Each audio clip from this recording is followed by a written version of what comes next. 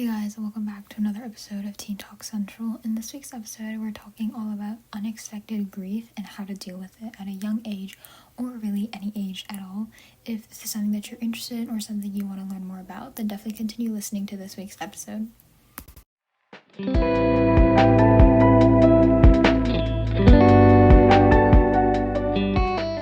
Okay guys, welcome back to another episode. It's Mia, and this week's episode is a little bit more of a serious conversation and something that has really been close to home recently.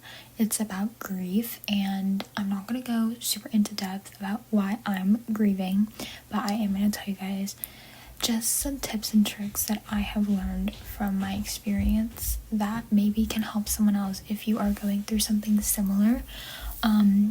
Someone close in my life unexpectedly passed away a couple weeks ago, and that has been really hard.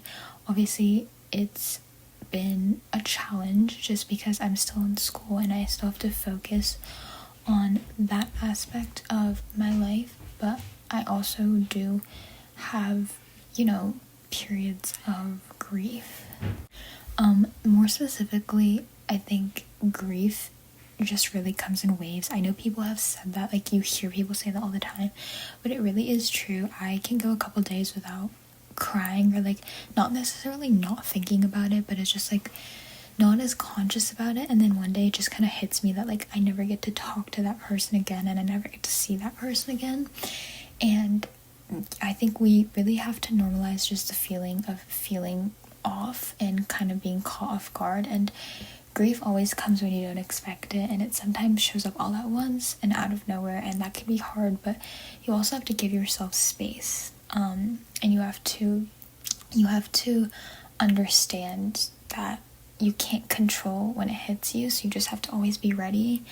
And I think for me, sudden grief I think it's a little bit more emotional than I think having a grandparent pass away of old age or something, which obviously is still terrible, and I'm so sorry if you're going through that, but I think subconsciously or mentally preparing for something like that to happen. As in my case, it was truly out of nowhere. I was texting that person a couple days before they passed, and it's just a crazy surreal experience.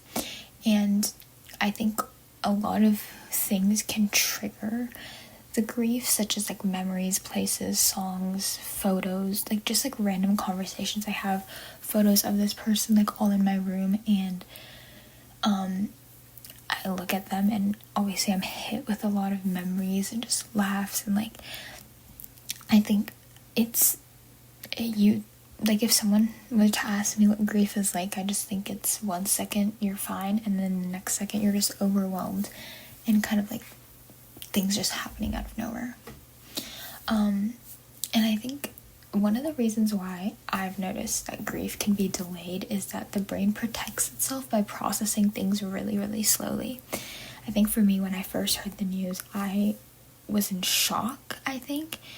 And I think the shock has slowly worn down, but it's definitely still there. And I think being busy or distracting myself can delay those kind of emotions and feelings. But sometimes before I go to sleep, I'm just thinking, and those thoughts pop in my head of how much I miss them, and that can really, really hurt, and that can be a lot.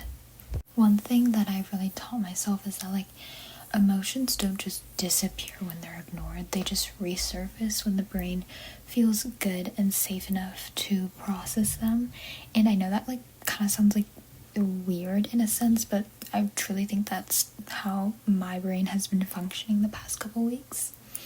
And I think one thing I've really learned is that sometimes you can experience this guilt for not grieving earlier. I think that's something I've been experiencing, because I've been really busy with school and stuff. I feel bad for not grieving as much as I think I should be, but there really is no set way to grieve. There's no right or wrong way to do it, and you just have to you have to do it in your own way. And if anyone is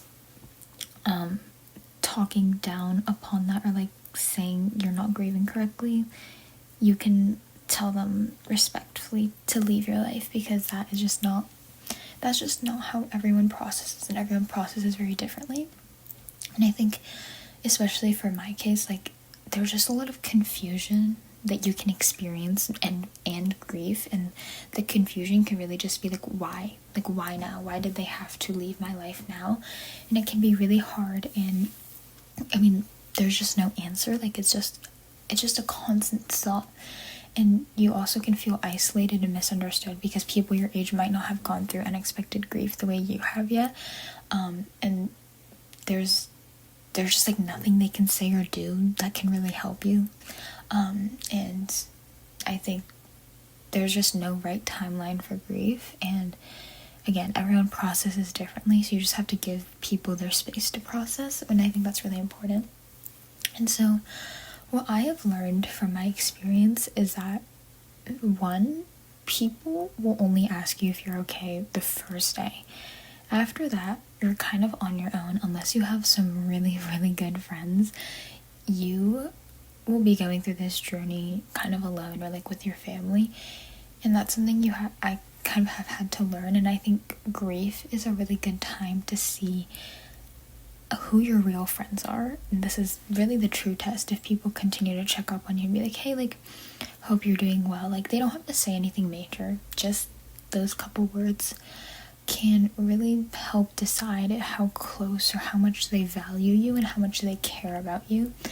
And that's been really eye-opening for me. And another thing is that I've just kind of let myself be there. Like, I'm not hiding my emotions. I think if you try to hide your emotions, the grief will hit you harder, and it will be harder for you to digest later on.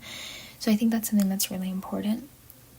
And when I'm just kind of there and like I just think about all these things, I just remember to try to ground myself and focus on my breathing, and maybe taking a walk outside, like just doing small things to really help me recenter myself.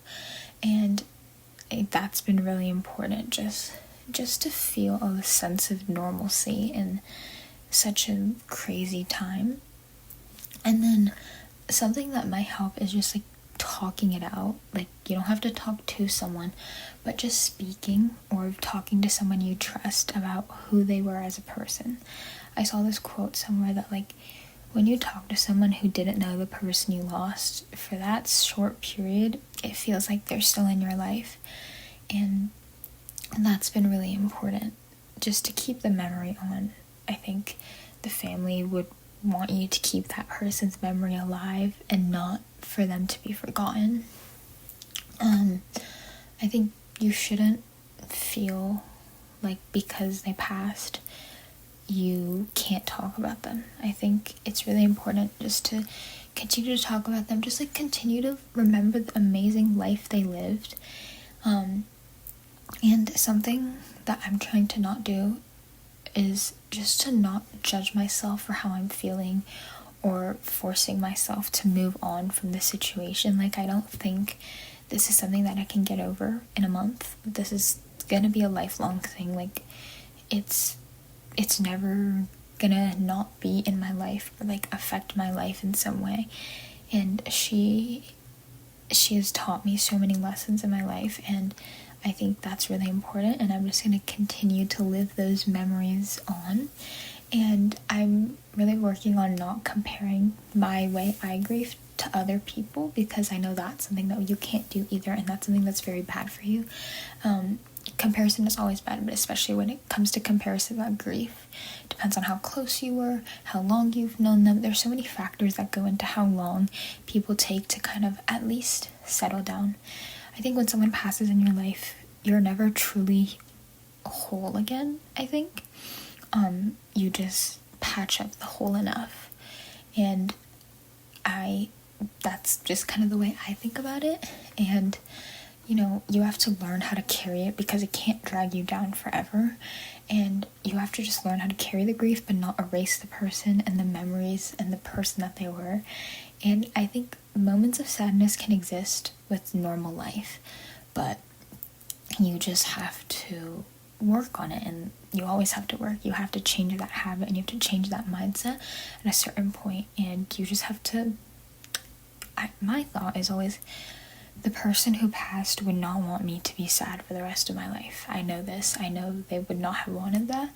So I think if I put myself in that person's shoes, they would want to see me happy. So I'm gonna live a life full of happiness for them. And I think grief showing up late doesn't make it any less real. It just means that you're finally ready to feel it and embrace it. And that's a beautiful thing, because grief means that you cared about them enough to mourn their death or their passing. And that is just how I think about it. And, grief is not linear whatsoever. It will take me a long time to process, but I also know I have to continue living my life for them. If I'm not going to do it for myself, I have to do it for that person. And that is just how I like to think about it. And if you guys are going through similar experiences, I'm so sorry. You can always reach out via email, comments, DMs, whatever. And I hope you guys enjoyed this week's episode. This was a very special one, something that was kind of unexpected. But yeah, thank you guys so much for listening to another episode of Teen Talk Central, and I'll see you guys next week. Bye.